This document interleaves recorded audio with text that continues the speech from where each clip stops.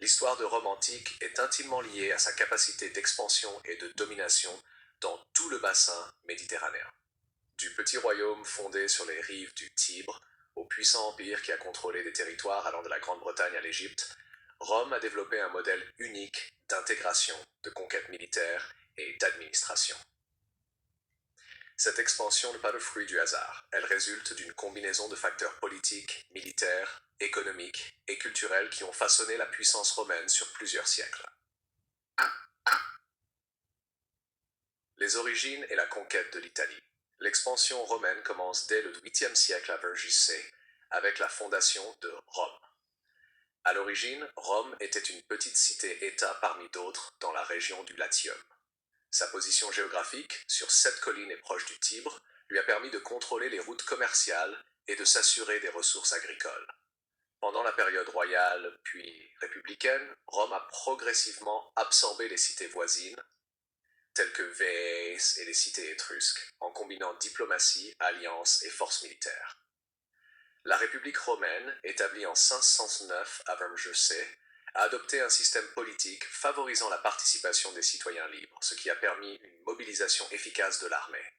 Rome a développé un modèle militaire basé sur la légion, flexible et capable de s'adapter à différents types d'ennemis, qu'il s'agisse de guerriers étrusques, samnites ou gaulois. La guerre contre les Samnites, 343-290 avant J.C. et la lutte contre les Gaulois ont constitué des étapes cruciales dans la consolidation de la péninsule italienne sous domination romaine. Harsher II. Les guerres puniques et la conquête de la Méditerranée occidentale.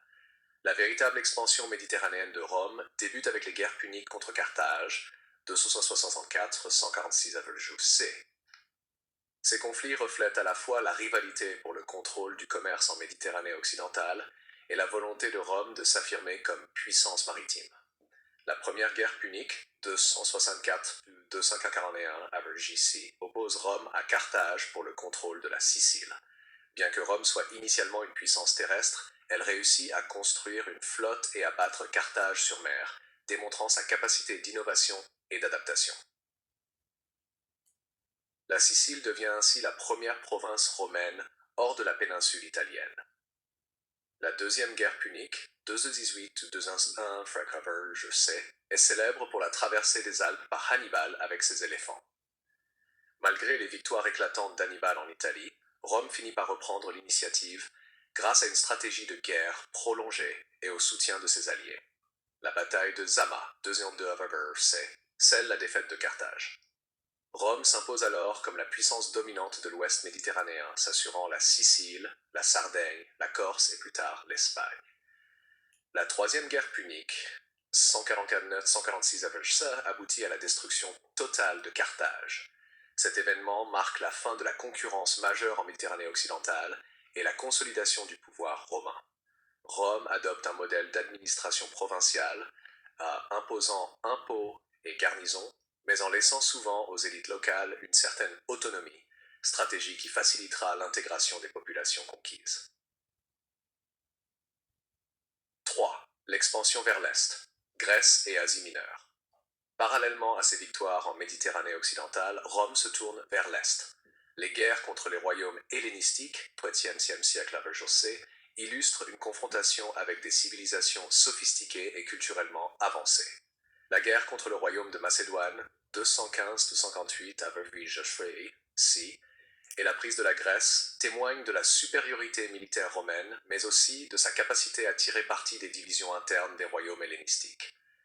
Rome instaure un système de provinces, comme la Macédoine et la Grèce, tout en respectant partiellement les institutions locales, ce qui réduit les risques de rébellion. La campagne contre le royaume de Pergame et le royaume séleucide permet à Rome d'absorber l'Asie mineure et de sécuriser des routes commerciales cruciales. Par ses conquêtes, Rome devient le garant d'un ordre politique dans l'Est méditerranéen, imposant un modèle de pouvoir indirect mais efficace. 4. L'Égypte et le contrôle des richesses orientales. L'Égypte, sous les Ptolémées, constitue un objectif stratégique pour Rome en raison de sa richesse agricole et de son rôle central dans le commerce méditerranéen. Après la guerre civile romaine entre Jules César et Pompée, puis celle entre Octave et Marc-Antoine, l'Égypte est intégrée comme province en 30 v.C., après la mort de Cléopâtre VII. La conquête de l'Égypte assure à Rome un approvisionnement en blé vital pour Rome et l'Italie, et renforce sa domination sur la Méditerranée orientale. Elle illustre également la capacité de Rome à transformer des royaumes indépendants en provinces sous administration impériale, tout en conservant les structures locales lorsque cela était avantageux. 5. Stratégie et mécanismes de l'expansion romaine. L'expansion romaine repose sur plusieurs piliers complémentaires. 1. Supériorité militaire. La légion romaine, son organisation, sa discipline et sa capacité à intégrer les techniques ennemies font de Rome une force redoutable. Les généraux romains, tels que Scipion l'Africain ou Pompée, exploitent ces avantages avec une vision stratégique claire. 2. Diplomatie et alliance. Rome utilise la diplomatie pour créer des réseaux d'alliés et de clients, réduisant ainsi la résistance directe et favorisant la romanisation. Les cités conquises peuvent conserver une certaine autonomie en échange de loyauté et de contributions militaires. 3. Administration provinciale. Rome instaure des gouverneurs, des impôts et des infrastructures pour contrôler les territoires conquis. Les provinces fournissent des soldats, des ressources et des impôts, tout en étant intégrées progressivement à l'économie et à la culture romaine. 4. Romanisation culturelle. L'intégration des élites locales, l'extension du droit romain et la diffusion de la langue latine favorisent l'adhésion des populations et la stabilité de l'Empire. 6. Les conséquences de l'expansion. L'expansion méditerranéenne transforme profondément Rome et le bassin méditerranéen. Économiquement, Rome profite du commerce, des impôts et des ressources agricoles, consolidant sa puissance. Militairement, Rome perfectionne ses tactiques et son réseau de fortifications, renforçant son hégémonie. Culturellement, la romanisation diffuse la langue, les lois et les infrastructures romaines dans tout le bassin méditerranéen. Socialement, la conquête entraîne des tensions internes, notamment avec la concentration de terres et l'esclavage, qui seront à l'origine de crises sociales et politiques. En fin de compte, l'expansion de Rome à travers la Méditerranée n'est pas seulement une suite de victoires militaires. Elle constitue un processus complexe d'intégration politique, économique et culturelle qui façonne durablement le monde antique.